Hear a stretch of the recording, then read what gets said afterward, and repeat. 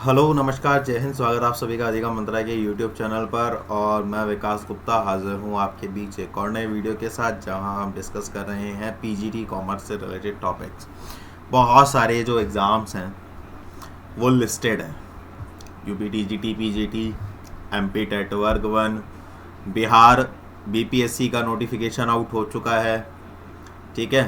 और DSSS की vacancies का नोटिफिकेशन पेंडिंग में चल रहा है, वो भी होना है। इसके अलावा जो एकलव्य स्कूल्स होते हैं वहाँ पर नोटिफिकेशन आउट होने वाला है ना। उसका डिटेल्स लगभग आ गई हैं, तो बस उसका एक जो ऑफिशियल नोटिफिकेशन होता है वो अनाउंस होना बाकी है। इतने सारे एग्ज़ाम्स हैं, सब में पीजीटी कॉमर्स है और सबके टॉपिक्स लगभग सेम है, कोई ज़्यादा खास अंतर नहीं है। बल्कि बीपीएससी में तो एक और मज़े की बात है, आप अकाउंटेंसी, इकोनॉमिक्स और बिजनेस स्टडीज़ और एंटरप्रेन्योरशिप अलग अलग पोस्ट के लिए अप्लाई कर सकते हो। उसमें उन्हीं से रिलेटेड क्वेश्चंस आपसे पूछे जाने वाले हैं। एक ही सब्जेक्ट आपको प्रिपेयर करना है, लेकिन उसके लिए स्टेट होना मैंडेटरी है ना। तो अगर आपका है तो आप उसमें अप्लाई कर सकते हैं। प्लस बिहार का नागरिक होना ज़रूरी है, स्थायी नागरिक होना ज़रूरी है। तो कहने का कुल मिलाकर के मतलब ये है कि एग्ज़ाम बहुत सारे हैं, प्रिपरेशन चल रही है। तो हमने भी अब जो एक गैप था उस गैप को फिल कर लिया है, ख़त्म कर दिया है। अब हम वापस से आ गए हैं, तो वापस से अब अपनी प्रिपरेशन करेंगे, ठीक है। अकाउंटेंसी हम लोग कंप्लीट कर चुके हैं, बिजनेस स्टडीज़ का काफ़ी पोर्शन हम लोग कर चुके हैं। अभी जो मोस्ट प्रोबेबली मेरे पास डिमांड आ रही है वो आ रही है इकोनॉमिक्स की, अर्थशास्त्र की, क्योंकि अपने आप में पूरा एक सब्जेक्ट है। तो इसके रिलेटेड हम लोग पहले कर लेते हैं, फिर उसके बाद बिजनेस स्टडीज़ का जो पोर्शन बचेगा वो हम लोग कर लेंगे, ठीक है। इसका एडवांटेज क्या होगा? इसका एडवांटेज ये होगा कि आपका सारा जो थियोरेटिकल पोर्शन है वो सारा का सारा कंप्लीट हो जाएगा। मैंने पहले एक चीज़ बोली थी आप लोगों से कि जैसे जैसे आपकी थ्योरीज होती चली जा रही हैं, चैप्टर और यूनिट्स होती चली जा रही हैं, वैसे वैसे आप लोग उन यूनिट से रिलेटेड जो भी एमसीक्यूज़ हैं वो आप साथ साथ करते चलिए। और मैंने ये भी कहा था लास्ट वीडियो में कि मैंने 2 वीडियोस के लिंक जो हैं वो टैग कर दिए थे कि आप उन एमसीक्यूज़ को ज़रूर कीजिए, क्योंकि वो आप एमसीक्यूज़ आपके लिए बहुत ज़्यादा बेनिफिशियरी रहेंगे। एंड आई होप कि आपने वो कर लिया होगा, ठीक है। तो लगभग 10 दिन के बाद आज हम फिर से वापस से मिल रहे हैं, ठीक है। और इकोनॉमिक्स हम लोग स्टार्ट कर रहे हैं, तो सबसे पहले आज हम स्टैटिस्टिक्स के बारे में डिस्कस कर लेंगे, ठीक है। उसके बाद फिर हम माइक्रो इकोनॉमिक्स और मैक्रो इकोनॉमिक्स डिस्कस कर लेंगे, ठीक है। तो आज बेसिकली हम स्टैटिस्टिक्स के बारे में डिस्कस करने वाले हैं। तो चलिए शुरू करते हैं अपना आज का टॉपिक। बाकी जो भी लोग हैं, चाहे बीपीएससी की आप लोग प्रिपरेशन कर रहे हैं, चाहे आप यूपी टीजीटी पीजीटी की आप प्रिपरेशन कर रहे हैं, चाहे आप एमपी टेट वर्ग 1 की प्रिपरेशन कर रहे हैं, ये 3 एग्ज़ाम्स तो हैं जो पेंडिंग हैं।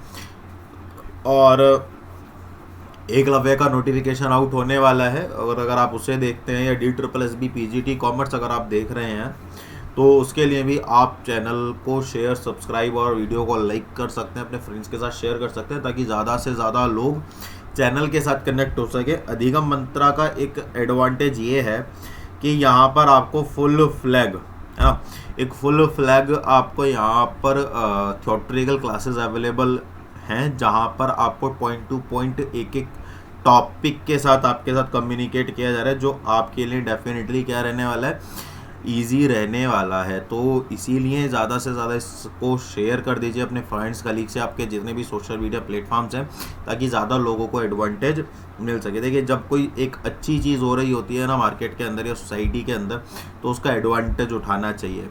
और एडवांटेज उठाना ही नहीं चाहिए, बल्कि उसका एडवांटेज लोगों को देना भी चाहिए।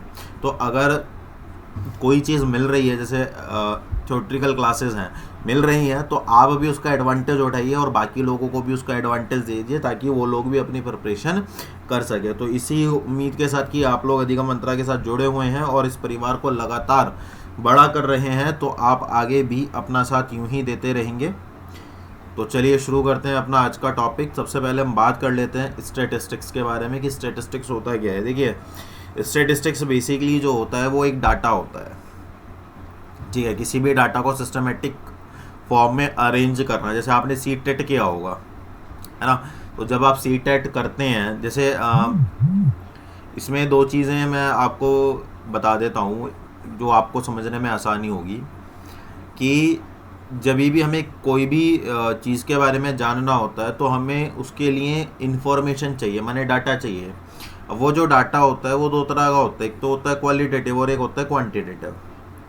मान के चलिए जैसे आपने सी टेट किया, ठीक है, तो जब आपने सी टेट किया तो सी टेट में आपने कुछ मार्क्स स्कोर करे, माने 114 आपने स्कोर करा, 132 आपने स्कोर करा, क्वांटिटेटिव डाटा हो गया। अब आपके वहाँ पर रैंक भी यही होगी, है ना, कि भाई जैसे आपने जैसे रैंक आती है ना, ए आई ऑल इंडिया रैंक 1 आ गया, 2 आ गया, 3 आ गया, 15 आ गया, 17 आ गया, 19 आ गया, 1000 आ गया, इस तरह से रैंक भी आती है। वो रैंक क्या है? वो रैंक है हमारा क्वालिटेटिव डाटा, ठीक है। तो ये चीज़ जो है ये हम आसानी से इनको समझेंगे कि ये वास्तव में काम करती कैसे हैं, ठीक है। उसके बाद फिर हम लोग आगे बढ़ेंगे। तो चलिए शुरू करते हैं अपना स्टेटिस्टिक्स, सांख्यिकी इसको हम बोलते हैं। तो इसमें सबसे पहले ये क्या है, एक तो ये ब्रांच ऑफ अप्लाइड मैथमेटिक्स, ठीक है। अप्लाइड मैथमेटिक्स की एक शाखा है जिसके अंदर हम कलेक्शन माने संग्रह करते हैं, फिर उनको डिस्क्रिप्शन, उनका विवरण देते हैं, फिर उनका विश्लेषण करते हैं, एनालाइज करते हैं, और फिर इंटरफेरेंस ऑफ कंक्लूजन, माने जो हमारे अनुमान हैं उनमें उनको क्या किया जाता है? शामिल किया जाता है। किसको शामिल किया जाता है? क्वांटिटेटिव डाटा को। तो अगर आपसे पूछा जाए क्वांटिटेटिव डाटा माने जो मात्रात्मक डेटा होता है उसमें क्या क्या शामिल होता है? उसमें कलेक्शन होता है, डिस्क्रिप्शन होता है, एनालिसिस होता है और इंटरफेरेंस होता है, माने संग्रह, विवरण, विश्लेषण और अनुमान इसमें शामिल होता है। जो स्टेटिस्टिक्स की स्टडी करते हैं उनको स्टेटिस्टिशियन कहा जाता है। स्टेटिशियन माने सांख्यिकीविद, जो सांख्यिकी के विद्वान हैं। ये दो चीज़ें हैं, यहाँ से क्वेश्चन बन सकता है। इसके बाद जब हम आगे बात करेंगे तो स्टेटिस्टिक्स के बेसिकली दो तरीके से हम क्या कर सकते हैं, डिवाइड कर सकते हैं। कैसे कर सकते हैं? एक तो होता है डिस्क्रिप्टिव, जिसको हम वर्णनात्मक भी बोलते हैं। क्या होता है? Descriptive statistics. डिस्क्रिप्टिव स्टैटिस्टिक्स होता क्या है? ये जो है अप्लाइड स्टैटिस्टिक्स की एक ब्रांच है, ये भी ध्यान में रखिएगा कि इसकी अप्लाइड स्टैटिस्टिक्स की branch of statistics which is concerned with the describing the population under study, माने जो जनसंख्या का वर्णन करने से संबंधित है।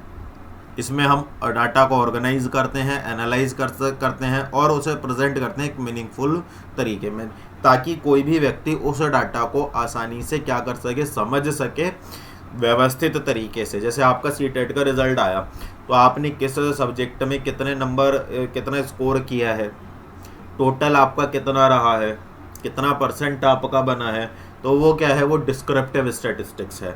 तो ये बेसिकली किस फॉर्मेट में होता है? या तो ये चार्ट्स के फॉर्मेट में होगा, या ये ग्राफ के फॉर्मेट्स में होगा, या ये टेबल। जैसे आपका सी टेट का जो रिजल्ट आता है वो टेबुलेशन फॉर्म में आता है, ठीक है। कई कई जगह पर आप ग्राफ्स भी देखते हो, जैसे अगर आप शेयर मार्केट्स वगैरह देखते हैं तो वहाँ पर ग्राफ्स के थ्रू रिप्रेजेंटेशन दी जाती है। कहीं पर हम चार्ट्स देखते हैं। तो ये सारे पार्ट्स किस चीज़ के हैं? डिस्क्रिप्टिव।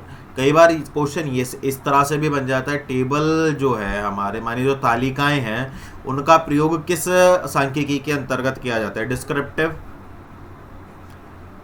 है ना। ऑप्शंस आ जाते हैं वहाँ पे, तो उसका जो आंसर आएगा वो क्या आएगा? डिस्क्रिप्टिव, ठीक है ना। इसका यूज़ कहाँ होता है? किसी भी सिचुएशन, किसी भी स्थिति का वर्णन करने में इसका प्रयोग किया जाता है। ये बात क्लियर हो गई? अगर यहाँ तक हमारी बात समझ में आती है तो इसके फंक्शन अगर हम देखें तो it explains the data which is already known to summarize sample. यह नमूने को संक्षेप में प्रस्तुत करने के लिए डाटा की व्याख्या करता है जो पहले से ही ज्ञात है। माने जो हमारे जो भी सैम्पल्स हैं उन सैम्पल्स को क्या करेगा? ये समराइज कर देगा, संक्षेप में उसको हमारे सामने प्रेजेंट कर देगा ताकि हम उनको आसानी से समझ सकें। तो डिस्क्रिप्टिव डाटा मेरे ख्याल से समझ आ गया होगा। उसके बाद आता है inferential data, inferential statistics. Inferential क्या होती है? इन्फ्रेंशियल में ये भी हमारे स्टैटिस्टिक्स, एक तो डिस्क्रिप्टिव हो गया, एक इन्फ्रेंशियल हो गया, माने अनुमानित। जो अनुमान, अच्छा यहाँ पर देखो, यहाँ पर क्या है? जो पहले से ज्ञात है ना, जो पहले से ज्ञात है, मतलब वो एक्चुअल में है। जैसे मेरे इसको इस तरह से समझ लीजिए कि मेरे सीडेट में 134 मार्क्स आए, ठीक है, क्लियर है। अब अनुमानित क्या है, मेरे लगभग इतने आ जाएंगे। तो वो क्या है, देखिए डिस्क्रिप्टिव क्या है, जो सर्टेन है। डिस्क्रिप्टिव क्या है, जो सर्टेन है, उसमें किसी भी तरह का कोई भी अजम्पशन नहीं है, वो फिक्स्ड है।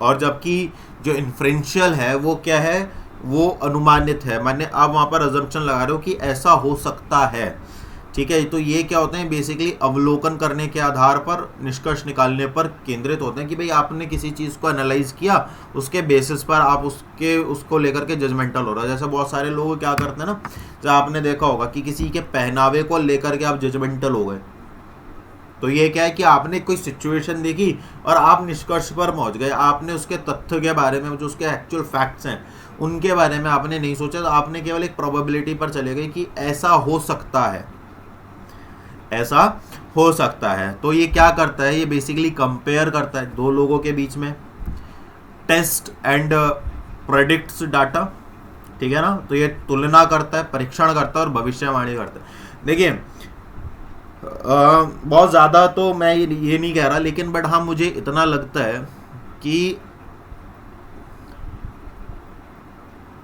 अधिगम मंत्रा के अलावा आपको कॉमर्स कहीं पर भी बायलिंगुअल इस तरह से नहीं मिलने वाला है, जहां पर आपको इंग्लिश विद हिंदी दोनों, या तो आपको इंग्लिश में मिलेगा या आपको हिंदी में मिलेगा, दोनों चीज़ें आपको नहीं मिलेंगी। तो ये इसका एक एडवांटेज ये भी है, ठीक है ना। तो जितने भी हमारे एडवांटेज होते हैं बेसिकली हमें उनको क्या कर लेना चाहिए, उनको गेन कर लेना चाहिए, है ना। नहीं तो चलिए फिलहाल आगे बढ़ते हैं इसी के साथ। तो जब हम आगे बढ़ेंगे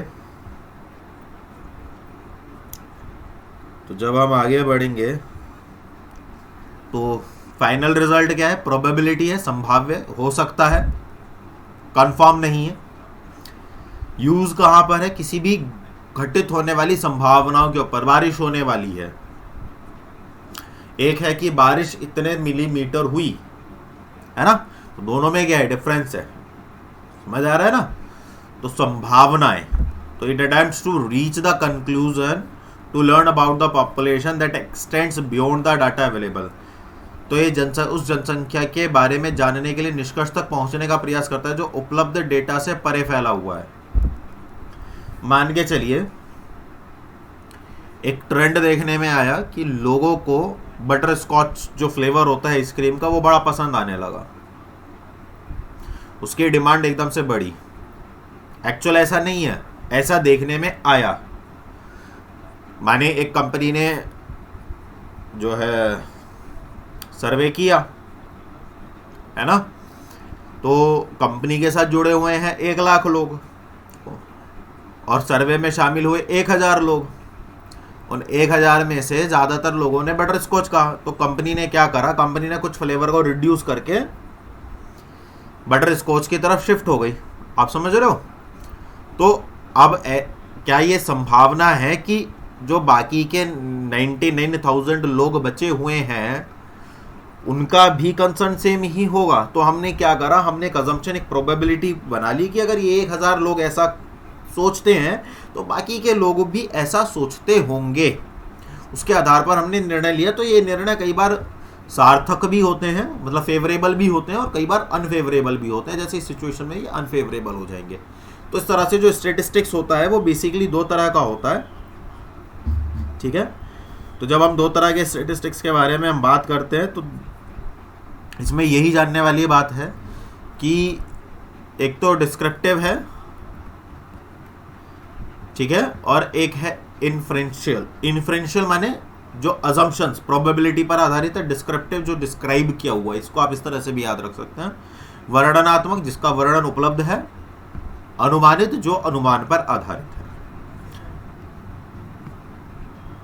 जैसे ये हम सब आगे पढ़ेंगे।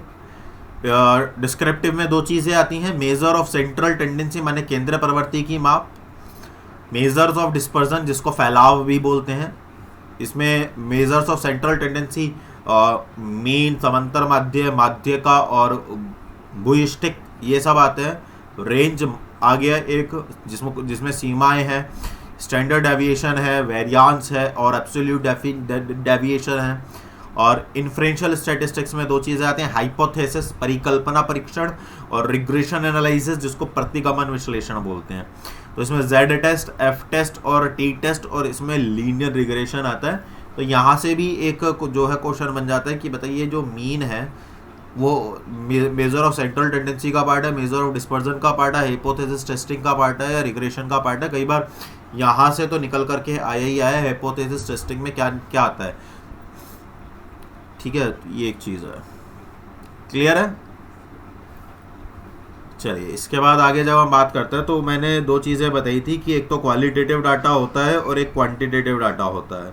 तो जब हम क्वालिटेटिव डाटा की बात करते हैं तो क्वालिटी माने जो आपकी रैंक आई है और क्वांटिटी माने जो आपके एब्सोल्यूट नंबर है।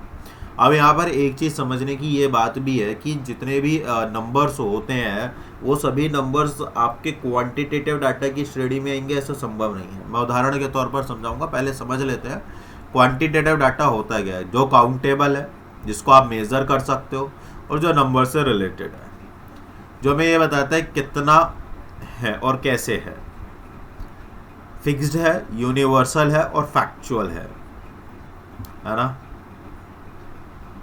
गैदर्ड बाय मेजरिंग, चीज़ों को मापने और गिनने के काम आता है। और स्टेटिस्टिकल एनालिसिस हम इसमें बहुत अच्छे से कर सकते हैं, जैसे एवरेज निकालना, मीन, मोड, मीडियन, है ना। अब सवाल ये आता है कि कौन सा डाटा जो है क्वांटिटेटिव है और कौन सा डाटा क्वांटिटेटिव नहीं है। मैंने मान के चलिए, मैंने कहा मेरा स्कोर पिछले 50 टेस्ट मैच में, है ना, मैंने 20 सेंचुरी मारी है। कितनी सेंचुरी मारी है? 20 सेंचुरी मारी है। 50 टेस्ट मैच खेले हैं जिसमें से 20 टेस्ट मैच ऐसे हैं जिसमें मैंने सेंचुरी मारी। ठीक, 15 ऐसे मैच रहे जिन पे मैं 98 पर आउट हो गया। ठीक, 5 ऐसे मैच रहे जिसमें मेरे जो है लगभग हाफ सेंचुरी लगी है। और 10 मैच ऐसे रहे हैं जिसमें मैं 25 रन भी नहीं बना पाया हूं। ये क्या है? ये क्वांटिटेटिव है। अब team India all over the world ranking में मेरी जो रैंक है, मेरी जो पोजीशन है वो 3rd नंबर की है। अब देखिए, है तो ये भी क्वांटिटी, 3 नंबर न्यूमेरिकल डाटा है, लेकिन ये क्वांटिटेटिव डाटा नहीं कहलाएगा, ये क्वालिटेटिव डाटा बन जाएगा। क्यों? क्योंकि ये पोजीशन दिखा रहे, आपकी क्वालिटी बता रहे कि आप टॉप 3 में हो। आप समझ गए इस चीज को? क्लियर हो रही है ये वाली बात? तो अगर आप इस चीज को समझ रहे हो तो बताएं कि ये आपको ये नहीं बता रहा है कि क्या है, ये आपको क्या बता रहा है कि आपकी पोजीशन का, आपकी क्वालिटी है, आपको बता रहा है। तो बेटे, अगर आपको क्वालिटी ये बता रहा है ना, अगर आपकी क्वालिटी बता रहा है तो ये किस में आ जाएगा? क्वालिटेटिव। क्वालिटेटिव में क्या होता है? वर्णन होता है। आप किसी भी चीज़ को रिलेट कर सकते हो, उसे भाषा या लैंग्वेज में संबोधित कर सकते हो, क्या, क्यों और कैसे आपको समझने में मदद मिलती है।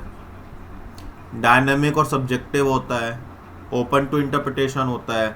इसमें बेसिकली क्या होता है, ये सबके लिए अलग अलग होता है। जैसे बटर स्कॉच आइसक्रीम की बात चली तो टेस्ट जो है वो क्वालिटी है। अब जो टेस्ट मुझे आ रहा है हो सकता है वो टेस्ट आपको ना आए, या जो टेस्ट आपको आ रहा है हो सकता है किसी तीसरे बंदे को ना आए, है ना। जैसे मैं मोमोज या चाउमीन वगैरह जब कभी खाता हूँ फास्ट फूड वगैरह में, या डोसा वगैरह, तो जो टेस्ट लेकर के मैं खाता हूँ वो बिल्कुल एक अलग लेवल पर होता है। मतलब उससे ज़्यादा फिर यूनिक कुछ नहीं है। या जैसे मैं कभी क्या मोस्टली तो घर का ही खाना होता है, तो जैसे घर का खाना होता है और स्पेशली मेरी कोई फेवरेट डिश बनी हुई होती है, तो उस वक्त जो टेस्ट मुझे मिल रहा होता है वो बियॉन्ड द एक्सप्रेशन है। तो ये क्या है? डायनामिक है। हो सकता है कि वो आप जो मुझे टेस्ट मिल रहा है वो आपको थोड़ी मिलेगा, आपको अलग टेस्ट मिलेगा। तो क्या हो गया, सब्जेक्टिव हो गया, मतलब व्यक्ति के पर आधारित हो गया। किसी को मोमोज अच्छे लग रहे हैं, किसी को नहीं अच्छे लग रहे हैं, है ना। किसी की मोमोज खा करके तबीयत अच्छी हो गई जैसे मैं, और किसी की मोमोज खा करके तबीयत खराब हो गई। ओपन टू इंटरप्रिटेशन, आप उस पर बहस भी कर सकते हो। नहीं भाई ये ऐसा नहीं, अरे नहीं यार ये अच्छा नहीं था, यार बहुत अच्छा था, पता नहीं तुझे क्या चीज़ें अच्छी लगती हैं। तो इसको नॉन एंडेड कन्वर्सेशन भी कहते हैं। कैसे बात, गैदर थ्रू ऑब्जर्वेशन और इंटरव्यूज, हम चीज़ों को ऑब्जर्व करते हैं जिसके बेस पर हमें पता चलता है कि हाँ भाई, उसके आधार पर हम अपना एक माइंडसेट कर लेते हैं कि ये चीज़ें हो रही हैं। क्लियर है ये वाली बात। चलिए अब आगे बढ़ते हैं। तो जब हम आगे बढ़ेंगे तो analysed bye grouping the data into meaningful themes और कैटेगरीज, तो इन्हें हम क्या करते हैं, इस डाटा को हम सार्थक विषयों या श्रेणियों में समूहीकृत करके इनका विश्लेषण करते हैं। क्लियर है। चलिए इसके बाद हम बात करते हैं, जो स्टैटिस्टिक्स होती है वो दो तरह से होती है, एक तो प्लूरल नाउन होती है और एक सिंगुलर नाउन होती है ना। अच्छा सिंगुलर और प्लूरल पे मत जाइएगा। प्लूरल का मतलब क्या होता है, जिसमें आपकी न्यूमेरिक जो it refers to the information in terms of number.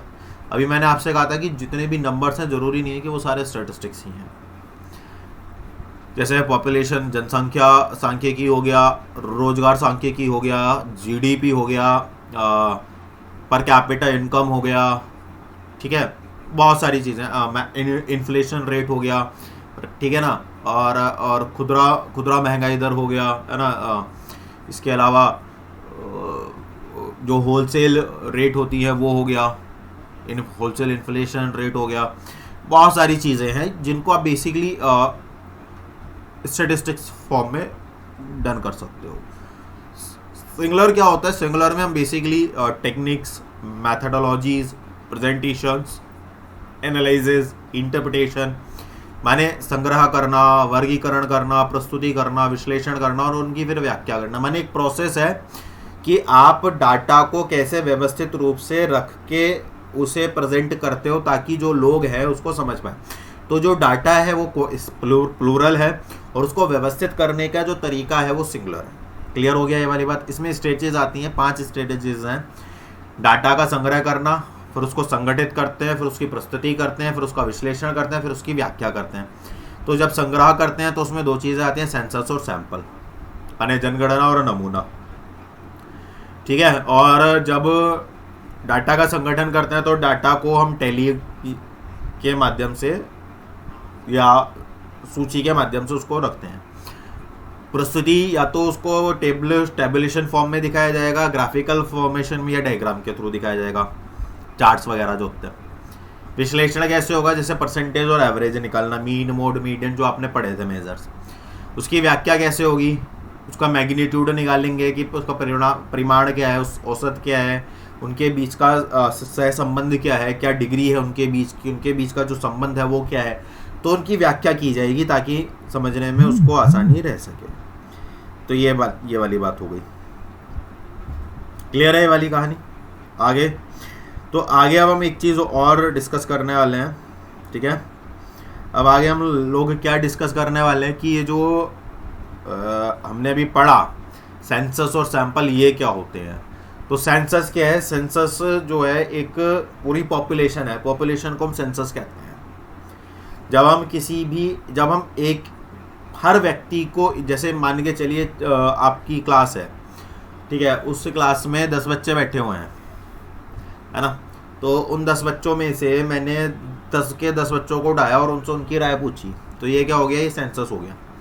Sampling क्या होता है, अब सैम्पलिंग भी ना अलग अलग तरह की होती है, वो हम आगे डिस्कस करेंगे। सैम्पलिंग क्या होती है, उनमें से कुछ लोगों को चुन लेना। जैसे मैंने कहा कि जैसे मैंने कोई कंपनी है आइसक्रीम वाली, तो आइसक्रीम की कंपनी में उन्होंने कहा कि देखते हैं कि हमारे प्रोडक्ट में सबसे ज़्यादा डिमांड किस चीज़ की है। तो जब उन्होंने इस चीज़ को देखा तो उन्होंने कहा कि भाई लोगों ने उनके जो प्रोडक्ट है उससे 1 लाख कस्टमर जुड़े हुए हैं। उन्होंने एक पोल रखा, उस पोल में 1000 जो पार्टिसिपेंट है, कस्टमर है, उन्होंने पार्टिसिपेट किया।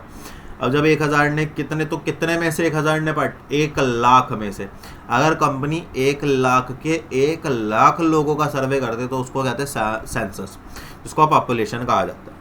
लेकिन अब क्योंकि उनमें से कुछ ही लोग जो है शामिल हुए हैं, तो इसका मतलब क्या है कि वो 1000 लोग बाकी 1 लाख लोगों को रिप्रेजेंट कर रहे हैं, है ना।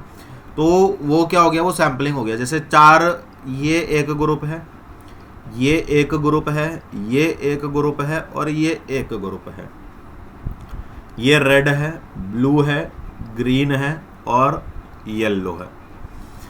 इनमें 4 बच्चे बैठे हैं, 1 2 3 4।